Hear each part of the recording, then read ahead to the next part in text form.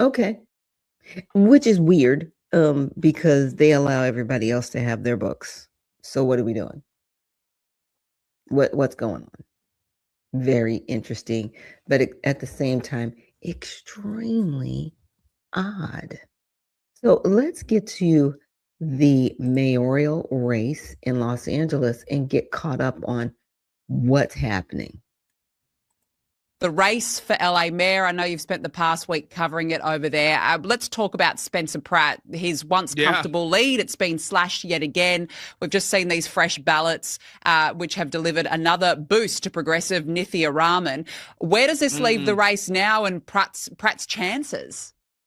Well, I think he's done. You know, if you looked at how the votes fell on election day, it was around 38% for the incumbent 𝗕𝗥𝗘𝗓𝗏, who is frankly useless. So that is a really impressive Democrat get out the vote operation and machine to get her that. And Spencer was on around 25, 26, 27%. It bounced around, and then there was a long way between her and the third place socialist candidate. And as those results have come in, you know, what we've seen, the graphs are astonishing. Essentially, 𝗕𝗥𝗘𝗓𝗏 has remained completely static. Spencer Pratt's gone up a tiny bit, but this third place outsider is absolutely coining it in the votes that are cast after, votes that are counted after election day. So something weird is going on, frankly. I'm never one for big conspiracy theorists, but an explanation is needed to explain why. Now, look, you can make the argument that actually Democrat areas tend to vote later. You know, they're more urban. They're more urban sort of voting blocks, so it takes longer to count. There's more voters, and so naturally the Democrat vote would go up and up and up later on as the later votes and the urban votes are counted. And if you look at the political map of LA, like areas around LA, you know, more Republican, the outer areas, and it's the city center that is more Democrat. That would make sense if 𝗕𝗥𝗏𝗏's numbers were going up as well. But it just so happened that the graph started going up for the third place candidate just when she had already conceded. She was giving a speech in tears on election day saying she'd fallen short. And then lo and behold, up it comes. Now, the Californians say we count every vote in California. But it's been really interesting to see in America is actually a lot of people who are very dismissive of any mention of election fraud or the fact that it's even possible for this to happen. You know, and now openly questioned. You've got moderate Democrats who were backing Spencer Pratt, who are saying, "Huh? Wait, this thing's real. This is. You know, it does not bear. You know, it's just some questions need to be asked because the graphs look totally illogical." Now, I hear where he's coming from, but guess what? California has a law, SB 73. You can't ask. You cannot question the electors. You can't question them. If you, as a citizen, say, "Hey, I think something's going on here. You know, I think, you know, you need to investigate it." You can't question them. It's against the law. Yeah, that's a thing. How did we get here? You know what? We got here with sixth place ribbons. That's how we got here. Because a lot of these people now work in positions that really affect our lives. Yeah. Here's the thing. You know, I don't always agree with the Ricky Bobby stance, but if you're not first, you're last. I'm just saying. First, second, or third, that's it. There's no sixth place ribbons. There's no participation ribbons. No, you lost.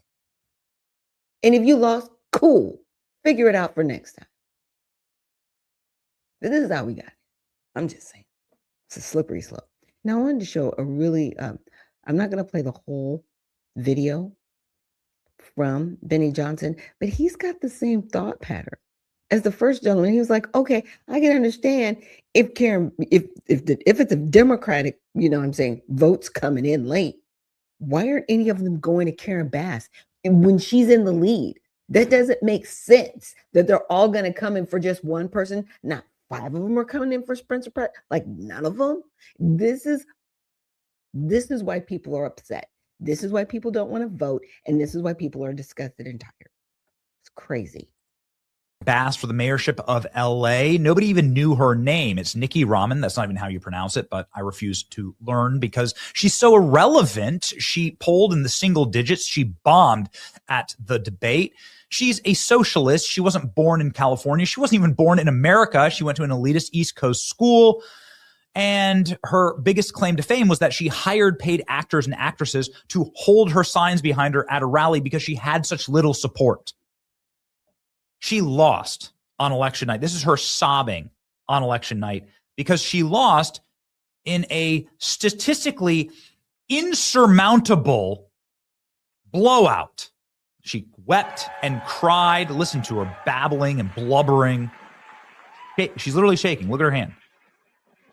Los Angeles is the most magical city in the entire world. Okay, great. Good luck in the homeless encampments that you will now live in because you're out of a job, obviously, because on election day, mail-in voting showed that you were getting beat by Spencer Pratt.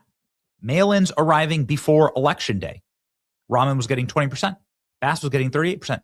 Spencer Pratt, and Republicans don't like mailing in their votes, but he was getting 27%. So this is a trend that obviously has held. Los Angeles votes counted on election day. Look at this. The last one was mail-in votes. Here's Spencer Pratt got 30%. Karen Bass got 34%. I don't think anybody's arguing that Karen Bass didn't get slightly more votes than Spencer Pratt. She's the incumbent, after all, in a Democrat city where Democrats outnumber Republicans 5-1. But Spencer Pratt blew out Nicki Raman. And I want to talk to you about the law of averages. The law of averages states that the frequency of a certain event will eventually even out and align with underlying probability over a period of time, meaning that even if you kept counting the votes, given the fact that this trend statistical breakdown represented hundreds of thousands of votes, the majority of votes were counted there on election day, you would expect that maybe there'd be some slight fluctuations, but that these averages would just remain. And Nicki Raman would, of course, lose. And that's why she was crying on election day, because she saw how badly she lost. But it turns out something's magical in California. It is magical. Nicki Raman's correct. Votes counted since election day.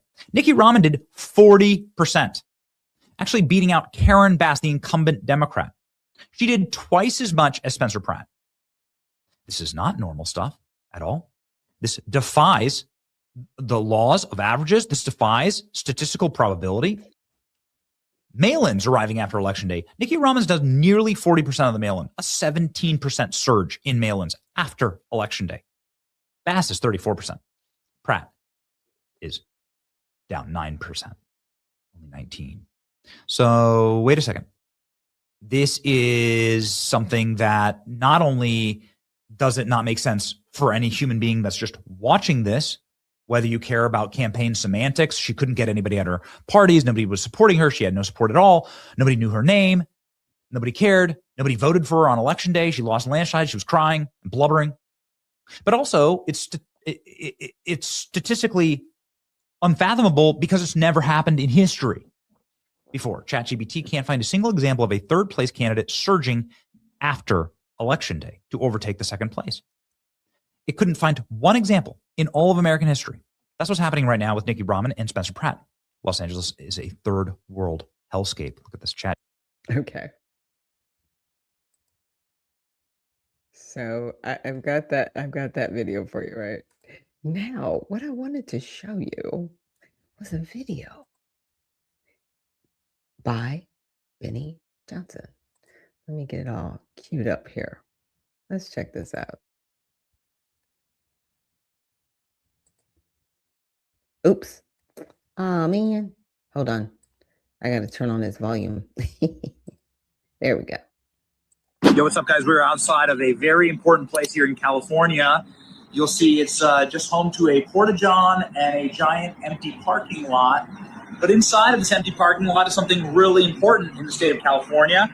As you can see here, we have registered voters. 26 registered voters for this exact location, 100 Sunset Avenue in Venice.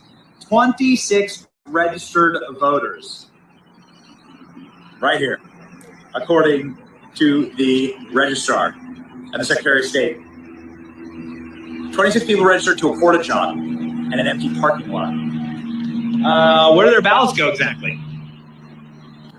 So who's picking up the ballots? Who's voting for the people in this lovely Porta-John empty lot? That's the question. I think you know the answer. Now. So for me, if you're younger than 35, don't tell me about preventative skincare. Sorry, guys.